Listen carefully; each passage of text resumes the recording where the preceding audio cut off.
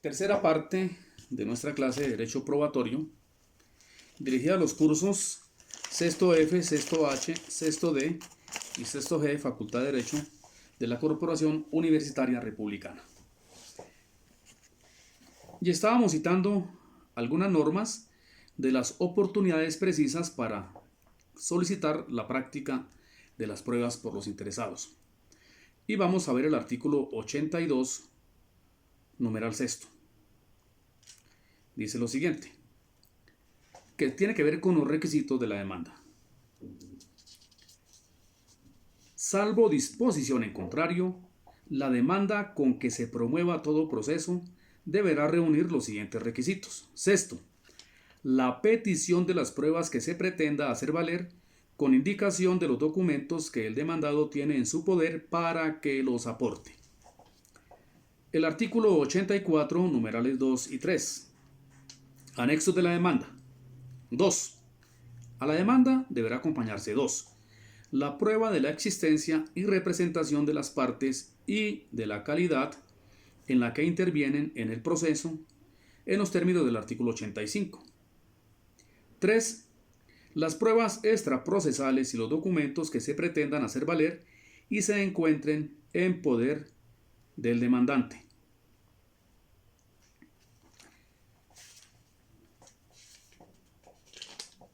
Posibilidad que tiene también el demandante al reformar la demanda.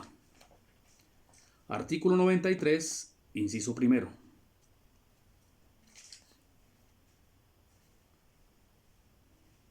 El demandante, o regla primera, el demandante podrá corregir, aclarar o reformar la demanda en cualquier momento desde su presentación y hasta antes del señalamiento de la audiencia inicial.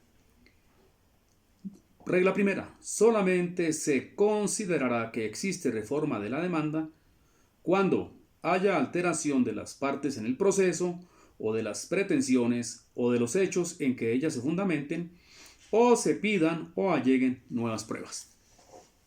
Artículo 96, numerales cuarto y quinto. Oportunidad precisa para la práctica de pruebas. Artículo 96, numerales cuarto y quinto. Tiene que ver con la contestación de la demanda.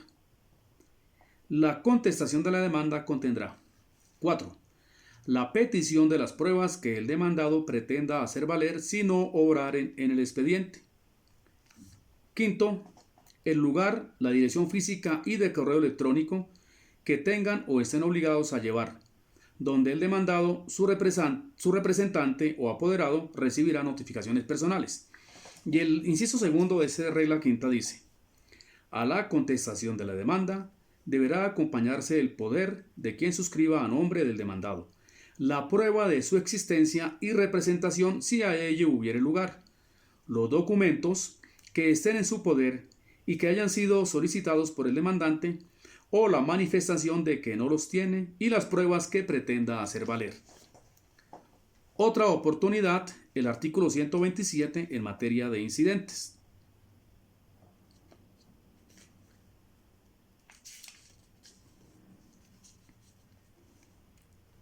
Solo se tramitarán como incidente los asuntos que la ley expresamente señale.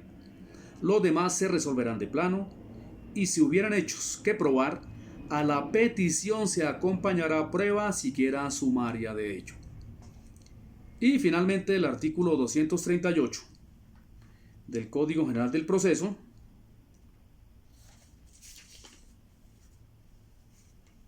en la práctica de la inspección judicial. Y dice la regla tercera: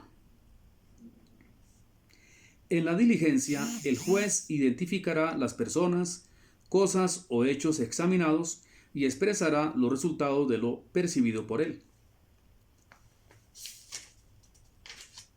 El juez de oficio o a petición de parte podrá ordenar las pruebas que se relacionen con los hechos materia de la inspección. Las partes podrán dejar las constancias del caso. Bien, vamos a otro ítem que tiene que ver con las pruebas de oficio. Para esto vamos a tener en cuenta la sentencia de 11040 de 27 de abril del año 2016, ponencia del magistrado Alejandro Linares, que la vamos a leer también para el taller que les voy a dejar junto con estas clases. Y como decíamos al comienzo de nuestra materia, uno de los avances más destacados de la legislación procesal a finales del siglo pasado lo constituye lo atinente a la regulación que se hizo en tratándose de pruebas de oficio. Pues se pasó de una legislación tímida, inoperante, que solo en casos excepcionales le permitía al juez decretar alguna prueba de oficio, para llegar a un sistema en el que el juez ya tenía como uno de sus deberes el del decreto y práctica de pruebas de oficio dentro de los plazos y oportunidades establecidos. Hay que advertir, en materia penal está prohibido decretar pruebas de oficio. El artículo 361 del Código de Procedimiento Penal señala que en ningún caso podrá el juez decretar pruebas de oficio, mientras que el Código General del Proceso acoge la regla contraria en el artículo 170, que ya hemos tenido la oportunidad de leer en varias oportunidades, pero que lo vamos a refrescar el día de hoy nuevamente. Decreto y práctica de prueba de oficio.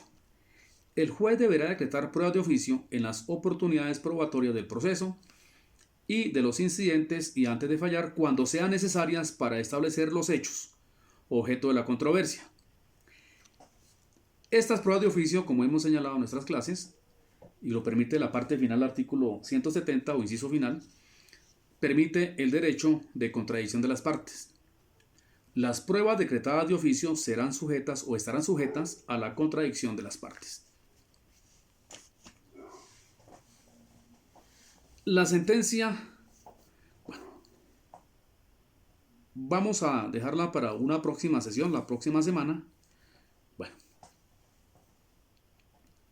entonces, como lo ha sostenido ya la Corte Suprema de Justicia en algunas decisiones, la facultad oficiosa del juez deviene entonces de un deber derivado de ese papel que él desarrolla como director del proceso.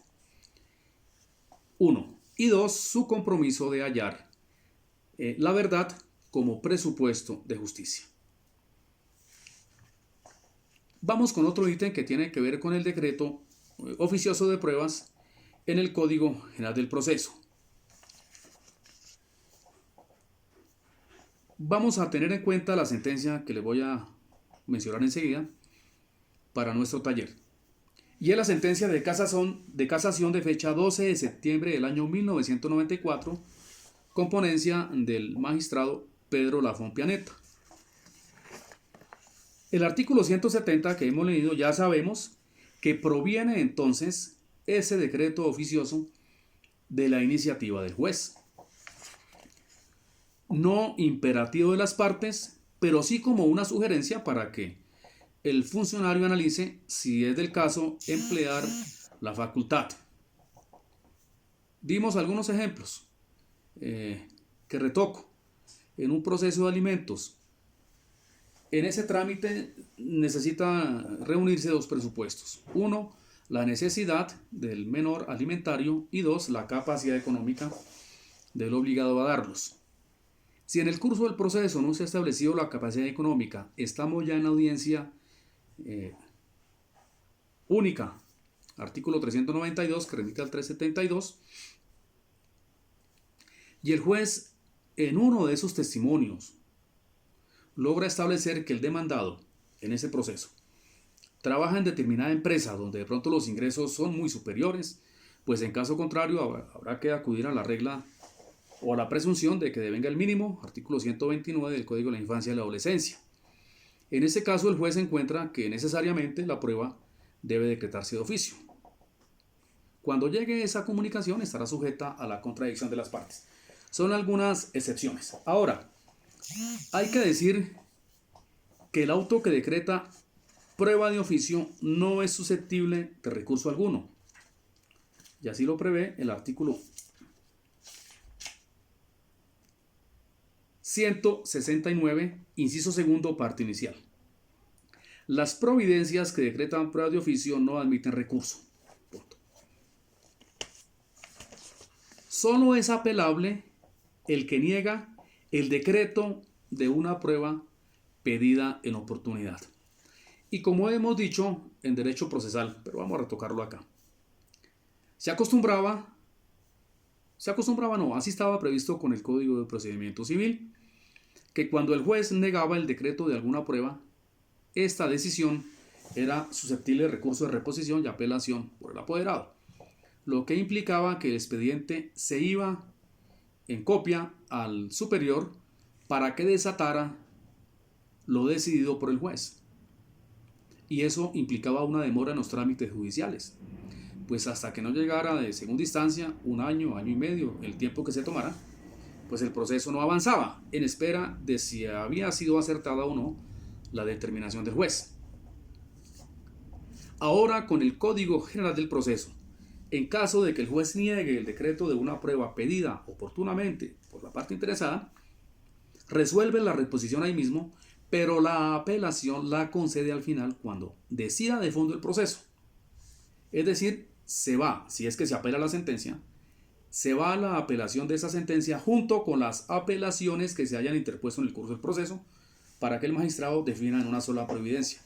Eso ayuda con el principio de celeridad, economía procesal y obviamente guarda estrecha armonía con lo que quiso la oralidad.